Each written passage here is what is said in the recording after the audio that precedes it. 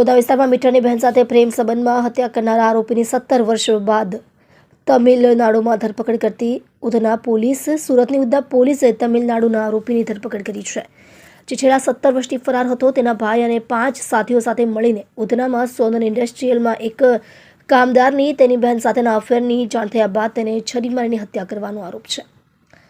પોલીસને માહિતી મળતા ઓડિશાના રહેવાસી બલરામ ઉર્ફે બેગાની એક બહેને ઓડિશાના રહેવાસી પ્રભાત સાથે પ્રેમ સંબંધ હતો, જે ઉધનામાં સોનલ ઇન્ડસ્ટ્રીયલના એકાઉન્ટ્સ વિભાગમાં કામ કરતો હતો. જ્યારે બેગાને આ વાતની જાણ થઈ ત્યારે તે 2008માં રાત્રે તેના 5 મિત્રો સાથે ફેક્ટરીના એકાઉન્ટ્સના વિભાગમાં ઘૂસી ગયો અને પ્રભાતની ક્રૂરતાથી છરી મારીને હત્યા કરી દીધી. ઉધના પોલીસે આ ગુનામાં 3 આરોપીઓની ધરપકડ કરી છે. પોલીસને માહિતી મળી હતી કે બીજો આરોપી સંતોષ સીમાંચલ પ્રધાન, ઉંમર 36 વર્ષ, રહે બરીદા ગામ, ગંજામ જિલ્લો, ઓડિશા.